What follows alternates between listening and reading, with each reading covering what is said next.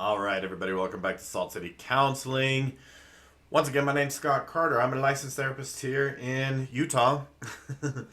I love Utah, but I'm starting to get a little wanderlust, man. The summers kill me. It's too hot, too smoky. Conditions outside have sequestered me for now. So it must be Sunday because I am continuing the Healing Narcissistic Trauma series. If you're new here, I do my best to publish these videos Sunday, Monday ish every week. I wanted to continue this series indefinitely on healing narcissistic trauma. I know that a lot of people have had at least some degree, it seems like, of some sort of narcissistic trauma, some sort of narcissistic abuse. I even feel like society culture has become so narcissistic that Twitter is a place you can go if you're glutton for punishment. No matter it seems like Twitter is one of those places that no matter what you do, no matter what perspective you have on life, somebody has decided to hate you for it. And they just gaslight the crap out of you. Social media is awful. I avoid it like the plague. If you want good mental health, if you ask me, social media, yeah, get rid of it. In this video, I'm going to talk about your worst enemy. Your worst enemy when it comes to healing narcissistic trauma. Because I was sitting there thinking about it, and it's just like, what is like one of the one thing? Like, what is, if I were to pin down, like one of the number one things that a person can work on that would drastically improve this area of their life, what would it be? I'm going to get to that. I'm going to talk about that one factor. Frankly, this particular thing I find is really messing with a lot of people. Even if you haven't had like a narcissistic parent or a narcissistic partner or ex-partner or whatever the case may be, this particular issue is something that I see tons and tons. Most people seem to struggle with this to some degree or another, at least those that I find who are struggling with mental health issues, anxiety, depression, a lot of low self-esteem. This one thing is linked to all of these issues, and I really believe that like focusing on and learning to manage and improve in this one area, this one thing, then a person's life, their mental health can improve and change absolutely drastically. I'm even going to give you some pointers and some tips on what to do about it. It's actually simple. Don't get me wrong, that doesn't mean that it's easy. Simple and easy are different. Okay? It takes work. It's simple, but it takes work and it takes persistence. Okay? It's almost like there are certain board games that are really easy to play, but the strategy needed, like if you ever played Othello, that's kind of an old school game. Not a lot of people have played it. Othello or chess. Let's use chess. Chess might be simple to learn. Actually, chess is not that simple. Othello is one of those games where it's like super simple to learn, and it's very, very, very complicated to. It's not easy. It's simple, but it's not easy. So this particular area, right? There are skills that you can use. You have to be persistent. You have to use these skills all the time. Some people will do them like 3 times and be like, "It didn't help. What's wrong?" I talk about this all the time. You can't get super out of shape.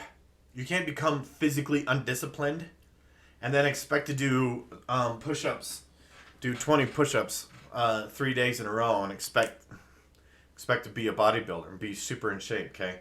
It takes persistence and just dedication, okay? So I'm going to talk about this one thing. In fact, I'm probably going to do a lot of videos on this particular thing. Probably chomping at the bit, like, come on, man, get to the point. Let me get that housekeeping out of the way. If you're new here, I hope that you will subscribe. Even though I talk a lot about like high conflict divorce and custody and personality disorders and parenting and stuff like that, I'm going to be dedicating a lot more of my time and efforts into like wellness.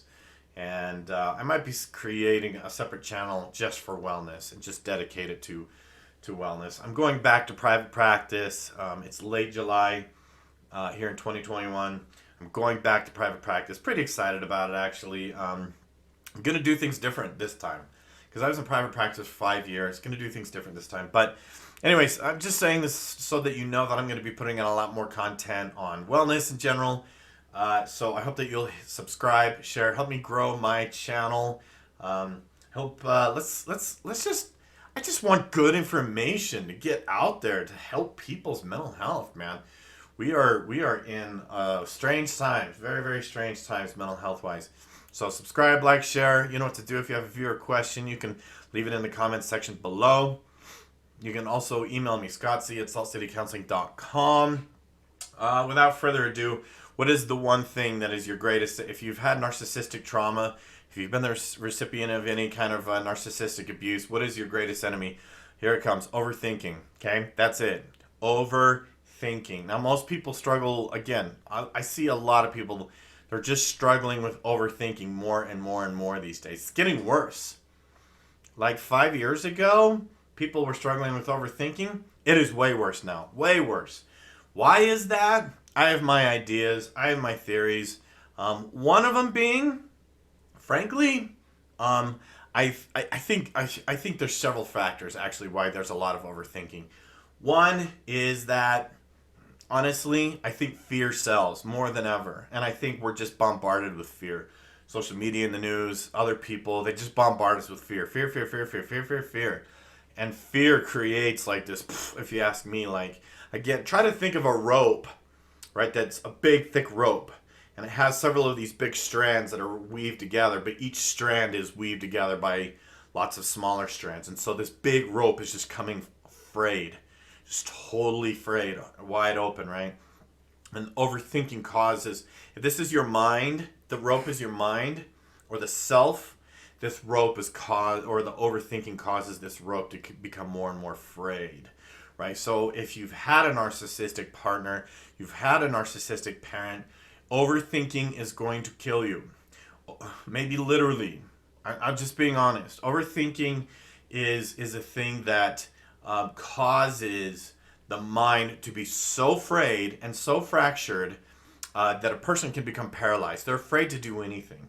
They're afraid to speak. They're afraid to act. They doubt themselves to such a degree that it can be really difficult for them to kind of weave it back together.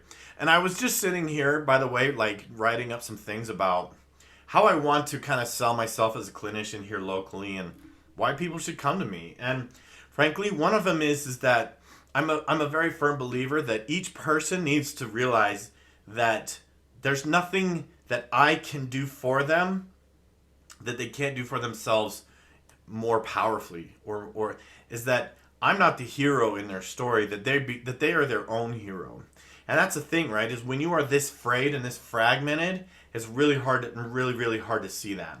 So the more that you overthinking is your greatest enemy, okay? Comment below if you agree. Comment below if you relate to this. Comment below if you feel like or agree. Maybe you disagree. Let me know. I am definitely open to other perspectives, man. Very much so. I'm always about learning and gaining that new perspective. What is this like for you? Would you agree that your greatest enemy up here is overthinking? So here's what I find, right? If you've had this type of abuse, if you've had this type of trauma, or you've been subjected to this type of thinking, and the more that you overthink, there's sort of this like assumed myth that overthinking will solve it. That it's like, well, the more we think, the more likely we are to come to a decisive conclusion. I find the opposite exactly to be true. The more you think, the less likely that you are to come to a conclusion because of how frayed you are, right? Imagine each one of those little strands being in a disagreement with each other, right? You're never going to come to a conclusion as long as your mind is totally frayed and fragmented in a million different directions, right? That's usually what overthinking does. So overthinking is your enemy. Overthinking is the problem. The other reason, by the way, that I believe that overthinking has gotten worse, honestly, it's the lack of mental discipline. And frankly, I just find more and more that these stupid things do all of our thinking for us. I mean, think about it, right? This does your thinking for you. It tells you how much sleep you got. It tells you when to go to bed. It tells you where you parked. It tells you how much time you spend looking at the phone. It tells you how many footsteps you've taken during the day, right? It does all of your thinking for you. It tells you what opinions you're supposed to have. It tells you who the good people are and who the bad people are and how to think and how to believe. I really believe that the lack of discipline causes that rope to fray. Okay, so the solution to me, one of the biggest solutions, one of the easiest, the most simple and effective solutions, not easy, takes discipline, is to bring that rope back together. Like weave all those parts back together. Takes time, takes discipline. You can't do push-ups 3 times and then expect to be a bodybuilder. Okay, it takes work, it takes constant effort and dedication and persistence. Okay, and so my advice is to commit yourself to being more disciplined. Frankly, I talk about this all the time. If you're new here, then and you plan on sticking around, which I hope you will, get ready to hear about meditation, mindfulness. I meditate every day. This is my saving grace, man. Meditation has absolutely changed my life. It has changed me as a person. Okay, meditation helps that mental discipline. Okay, just imagine spending time each day where there's like no thinking, there's no believing, there's no feeling. It's just nothingness, right? And you can suspend all belief and all stress and all overthinking for a short time and realize like, hey, this is actually kind of nice. It actually disciplines the mind. Okay, so to me, mindfulness, meditation, that's your starting point. Okay, even if you're just sitting there right now, like stop, notice your body, notice any tension that you have in your body, take a deep breath in and let it out. And notice the breath, just follow it. And allow your mind to just go blank, even for 10 seconds. There, you just meditated. You just started. Okay, and so one of the overthinking irrational beliefs is that if it's not perfect, it's a disaster. If you don't do it perfectly, don't do it at all. That is 100% indicator of narcissistic trauma. Narcissists always perpetuate this myth that if you don't do it right, don't do it at all. That making mistakes or stumbling along the way or having a learning curve is not okay. So overthinking, right? So you can set some positive intentions right now. I'm going to learn how to stop overthinking. I will do what it takes. I will dedicate a short amount of time each day. I will make it a priority. My intention is to no longer overthink because overthinking is my problem. And do that right now. Simple. And then we'll guide you along the way, okay? So that is your biggest enemy. That's your biggest enemy if you've had narcissistic trauma. And so food for thought. Think about that, okay? Give me your feedback down below. Love to hear it. Make sure you subscribe if you haven't already. We'll see you in the next one. Thanks. Peace.